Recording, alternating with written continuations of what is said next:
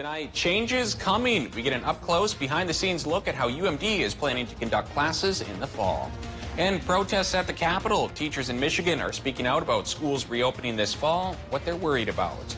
Plus, a rapid rise. Coronavirus cases in St. Louis County are increasing faster than any other county across the state.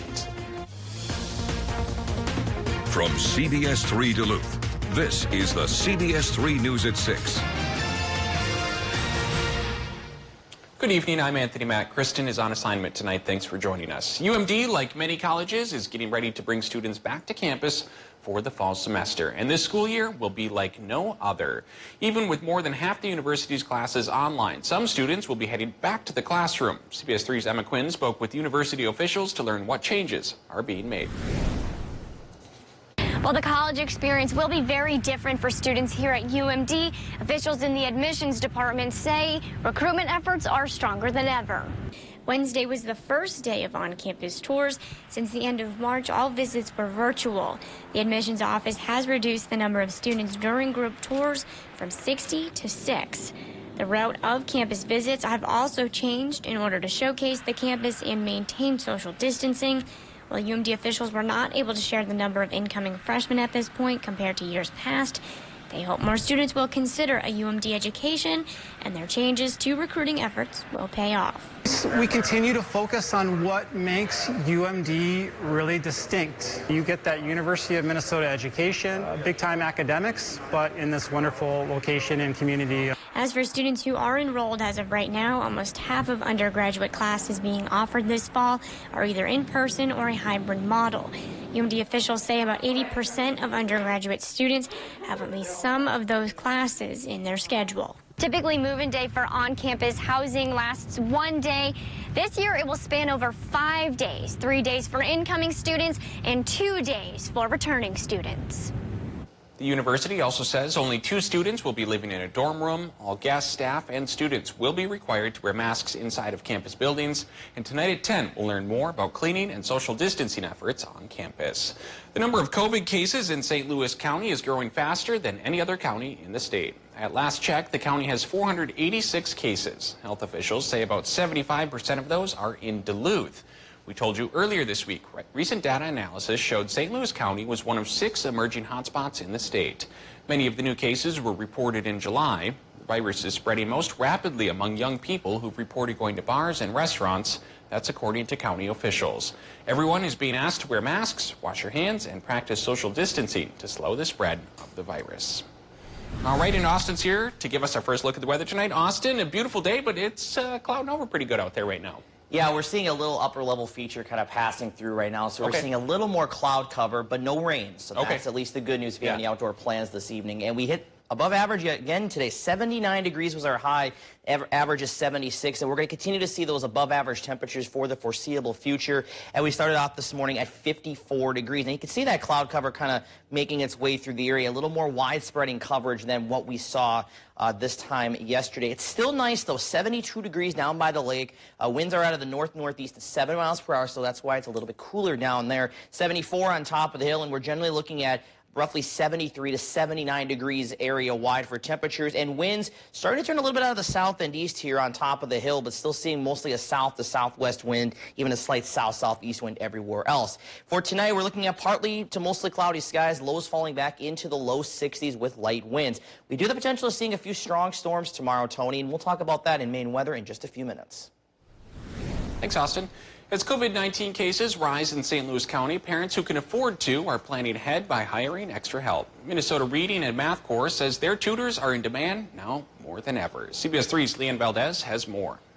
Families across the state have a big decision to make when it comes to their child's education. I haven't talked to one parent that has approached this without some level of stress. Will their children head back to school or will they stay home? That question is prompting many parents to plan ahead by finding some extra help. In August, I don't normally get this many calls. Melody Poggio has been tutoring in the area for the past 10 years. But this year, she says it's a little different. Poggio signed on 10 new students in just the past 2 months. A lot of parents are recognizing that distance learning didn't work very well for their kids. The hybrid models are wonderful for a lot of kids, but there's going to be some that really struggle with the lack of routine that goes with that. Poggio will help tutor the 10 in different ways, either seeing them 2 hours per week or teaching a full class. According to AmeriCorps leaders, the need for tutors reaches across St. Louis County. We still have about 20 positions available across St. Louis County. The needed positions would be placed in elementary schools and high schools, helping students with math and reading. When we think about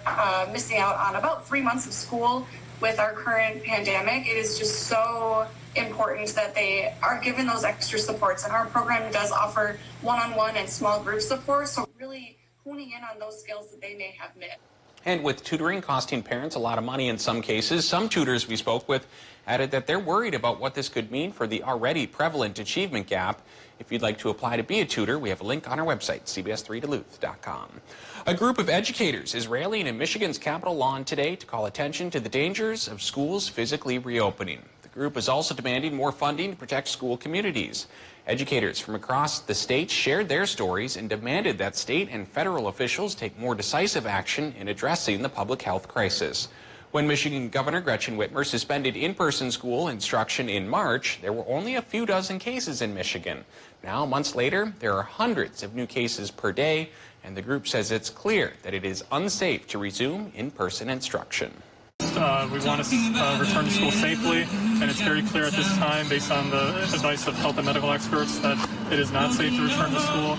And we're also here to help encourage other educators to really speak up and advocate for their communities.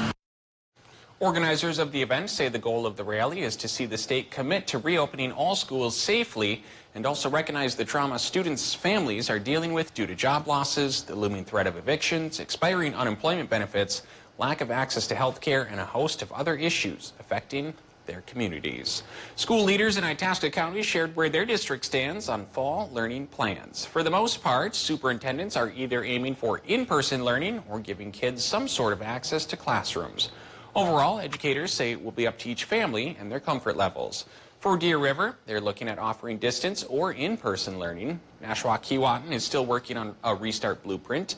Grand Rapids Big Fork is planning for in-person instruction. Greenway is looking at the same. And lastly, the Buganagashig School has approved distance learning with bringing some kids back. When it comes to in-person learning, superintendents say it will be important to wear masks in the classroom.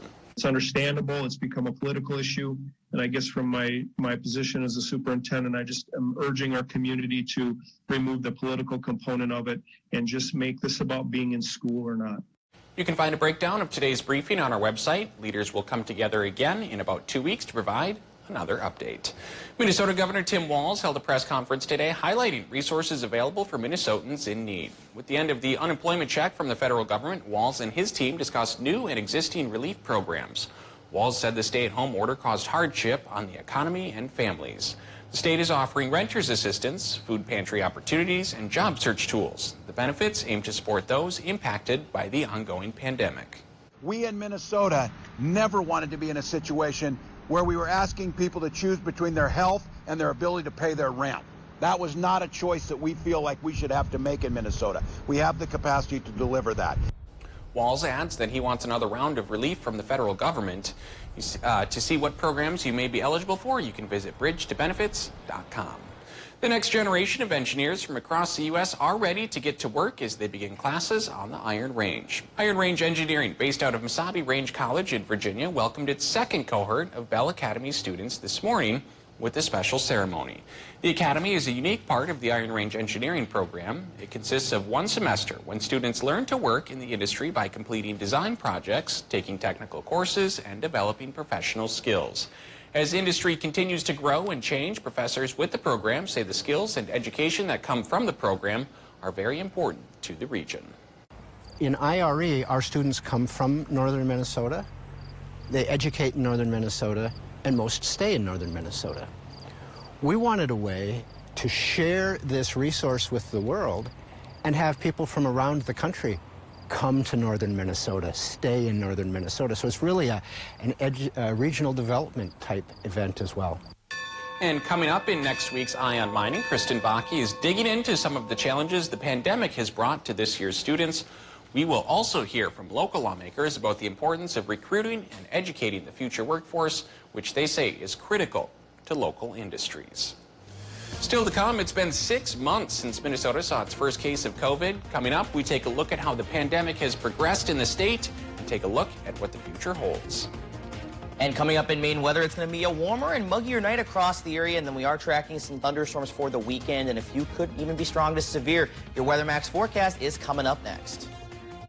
Live, local, CBS3 News at 6 with Kristen Baki, Anthony Matt, Kelly Hinson, and weather with meteorologist Dave Anderson on Live, local, CBS3.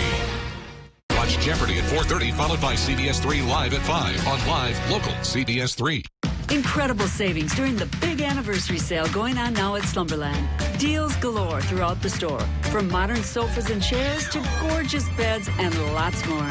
Top it off with totally free shipping. The big anniversary sale at Slumberland Furniture. Do you have a coffee smile? Drinking coffee causes yellow teeth for thousands of people just like you. And whitening toothpaste just doesn't make those stains go away. Introducing Power Swabs, the first teeth whitening system that lifts coffee stains off your teeth in less than 5 minutes without whitening strips or trays. I've smoked, I've drank coffee, I drink red wine. It makes my teeth darker. And using Power Swabs, it's made a difference. People ask me, what do you do to whiten your teeth? And I'm really proud to tell them that I use Power Swabs. This didn't sting, it didn't burn, it didn't have an aftertaste. It was just a swab, and I just got to rub it around my teeth, and that was it. The secret is a tooth detergent and whitening agent developed by Dr. Martin Ginneker that lifts stains off of your teeth. Power Swabs remove stains on natural teeth, veneers, bonding, caps, and crowns. The best part is you just swab your teeth for 5 minutes and you'll have whiter teeth. No more sitting at home with a whitening strip or tray in your mouth for 30 minutes twice a day. So with the strips I've used in the past, most of them are like, you got to leave it on for 30 minutes, and the whole experience is just not comfortable. But with Power Swabs, I just snapped it open and rubbed it on, and it was good to go. When I used these whitening strips, I noticed when I would drink, I would get this crazy sensitivity. It would go right to my brain, and I'm like, I hate this. So why do I have to go through the monstrosity of this pain just because I want to whiten my teeth?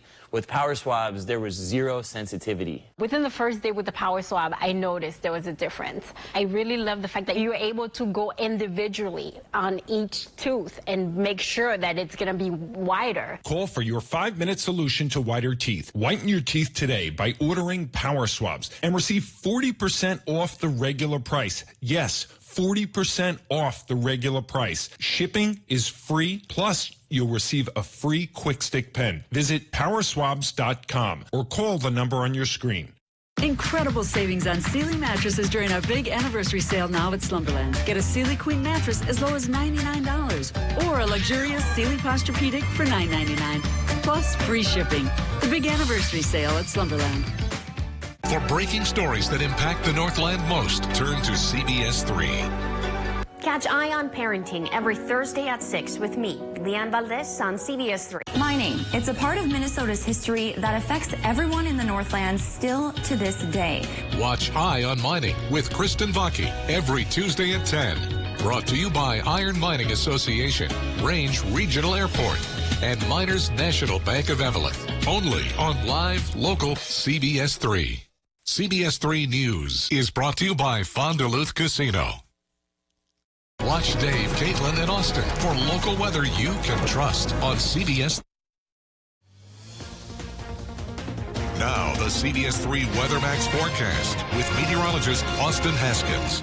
Well, we are looking at pretty nice conditions out there once again this evening, but the one thing you probably are noticing, it's a little cloudier, it's a little more humid out there as well. To take a live look right now in Duluth, Grand Portage, Two Harbors, and Ashland, we're still seeing a good amount of sunshine. We're just seeing more cloud cover than sunshine right now, and we're going to keep it that way really for the rest of the evening and into tonight, which in return is going to keep temperatures also a little bit warmer as well. And we're still seeing some pretty thick cloud cover across a good portion of the area. I would call it mostly cloudy to partly sunny right now. Maybe some areas still seeing partly cloudy skies, and that's kind of what we're going to see for the rest of the night, just some clouds passing through. Overall pretty nice. And temperatures this morning got down into the 40s and 50s once again, so another cool start to the day. But for the next couple nights, we're not going to see lows in the 40s, and we're still going to see more 50s. We'll also see a lot more 60s for low temperatures on this map, so it's going to start to feel a little more humid out there as well. But it's still pretty comfortable right now, generally looking at mid-70s to upper 70s for most areas. A little cooler downtown Grand Marais, but pretty pleasant, though, 67 degrees up there. Winds generally coming out of the south, a little bit out of the south and east, even a little bit out of the south and southwest, generally running about 5 to 15 miles per hour. We're seeing a northeast wind here at the head of the lake, and dew points getting into the mid and upper 50s to those lower 60s now. You're starting to see a lot more areas to the south and west into those lower 60s, and we're going to continue to see that as we head throughout the next several days. In fact, it's going to continue going up from there. So midday Friday, we're looking at partly sunny skies. Could see a 30% chance of those showers and storms as we head into the afternoon, and that's thanks to this warm front that will be passing through. Now, into Friday night, we have a 60% chance of some showers and thunderstorms, so the chances are going to go up, and a few strong to even possibly severe storms can't be ruled out, and there's actually a marginal low-end risk out for parts of the area. We'll take a look at that in just a second. Then by Saturday, we'll see a chance of scattered storms continuing, but mainly during the morning hours. By the afternoon, much quieter conditions as this front will pass through the area. So around 1 a.m., we're looking at a mix of clouds and clear skies, and winds are pretty light out of the south and southeast. Could see a few showers waking up tomorrow morning around 7 a.m., and then throughout the day, just some scattered activity, and winds generally south to south-southeast, and it will be a touch breezy at times as well. Now you can start to see a few of those showers and storms beginning to develop around 7 p.m. This model's not doing a really good job of showing the showers and storms. Some of the other models are showing more coverage, and you saw that right there through early Saturday morning, and then we'll start to clear out into the afternoon. So I do anticipate showers and storms throughout the night, Friday into Saturday, and again, a few could be strong to severe, especially west of a line from the Boundary Waters down towards Hayward, where that we could see a marginal risk for at least an isolated strong to severe storm. Dropping back tonight into the mid to upper 50s to low 60s with a partly cloudy sky. We're going about 61 here in Duluth for tomorrow. Highs close to 80 degrees, upper 70s and low to mid 80s once again. You can see up towards Lutzen and Isabella a little cooler in those low to mid 70s.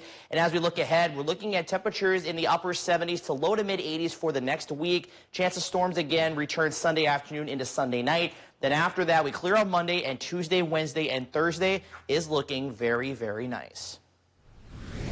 Thanks, Austin. We are now entering month 6 of the COVID-19 pandemic in Minnesota. The first confirmed case of the new coronavirus in the state was announced on March 6th. Since then, more than 1,600 Minnesotans have died from the virus. Are we making progress in case numbers and testing? Well, Kate Raditz has some answers. The latest figures released by the Minnesota Department of Health Wednesday showed 305 people are hospitalized, which includes ICU patients for COVID-19 complications. 3 weeks ago, that number was at 230. So we've seen ups and downs, but the case growth over the past month or so has been pretty significant. The state health department closely tracks the positivity rate as a key in monitoring the spread of the virus. It measures the number of positive COVID-19 tests against the total number of tests administered. It was over 5% Wednesday. The Minnesota Department of Health has warned a positivity rate above 5% indicates a more rapid spread of the disease. As far as testing, Commissioner Jan Malcolm said the state still has the capacity to meet the 20,000 a day goal, but it has faced an uptick in a global testing supply shortage, and some local providers have had to cut back. Some have less kind of walk-in or drive-up capability than they had. Some are prioritizing patients who have procedures scheduled and the like. Health officials also said the biggest concern for outbreaks remains any event where there is a gathering of people, like bars. But there have also been cluster outbreaks from family gatherings, concerts, and socializing after sporting events. Is why we just keep reinforcing how very important it is to not just think everything's back to normal and we can socialize without any constraints. Commissioner Malcolm did say that there are some encouraging signs of having better treatment options for COVID-19. She said early results of convalescent plasma therapy show promise, and medical providers are also learning how to better manage more severe cases. Coming up in sports, we are live in Lake Elmo as former Bulldog Scott Brunovich receives the prestigious Hobie Baker Award. We'll hear from the Hibbing native coming up right after the break.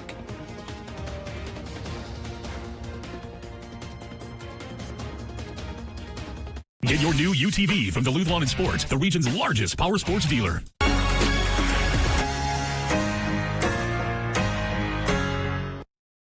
CBS3 live cams are brought to you by Kohler Chevrolet Buick GMC Cadillac. The TED event is happening now, where you're not just getting a car, you're getting Kohler. Every day is sweet when we're serving you Blizzard treats. Like M&M's, cookie dough, Reese's, and new Oreo Fudge Brownie. All made with our world-famous vanilla soft serve. Thanks for being our fans for all these years. And here's to many more. DQ, happy tastes good. When was the last time you put your feet first? From working on your feet all day, to hiking the trails, or chasing the kids, you put your feet through a lot.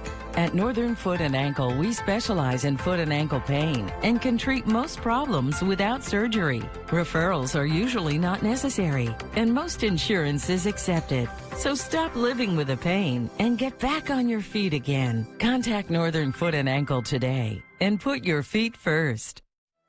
Welcome to Medical Insight, a weekly healthcare feature brought to you by the experts at Essentia Health. Here's your host, Louis St. George. Today on Medical Insight, Essentia Health radiation oncologist Dr. Jessica Sawyer discusses breath management techniques, specifically 4D CT, or four-dimensional CT scans, which can track tumors with remarkable precision. Some cancers are located in places in the body that move. So for instance, cancers that are in the lung.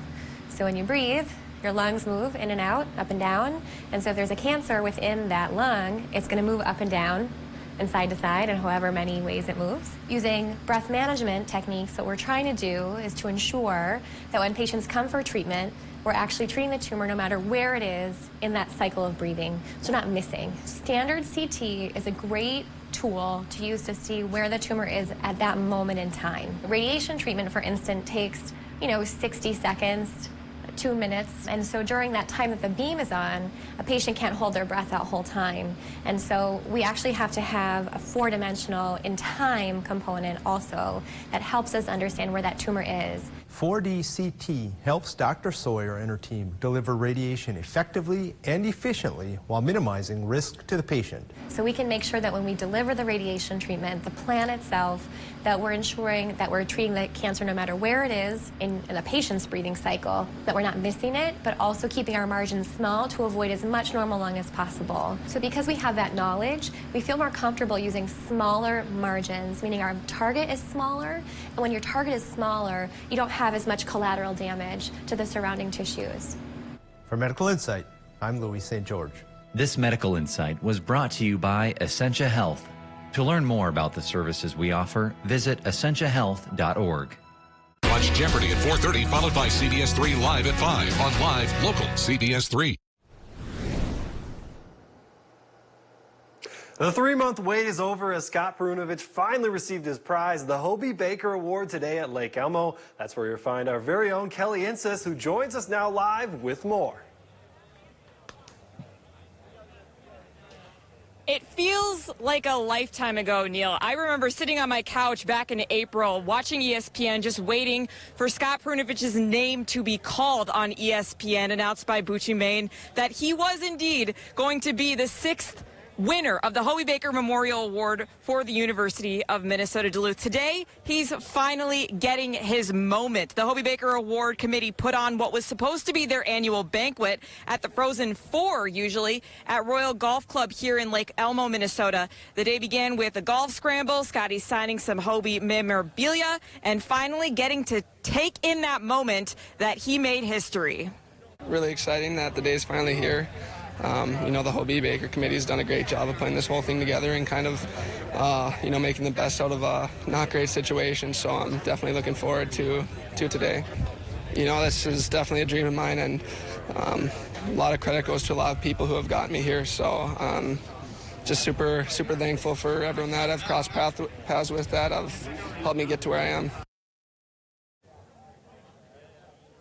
Truly, with the unprecedented times that we're in, you could tell that Scott was just taking in the moment. This was really all just sinking in. He was finally getting to see his face on the Hobie Baker, marketing materials and the banners and everything, everybody coming out to celebrate him. The coaching staff was here. We're going to hear from head coach Scott Sandelin tonight, as well as Prunovich's father tonight in the CBS3 News at 10. We're going to have much more from here in Lake Elmo. For now, I'm going to send it back to you, Neil, in the studio.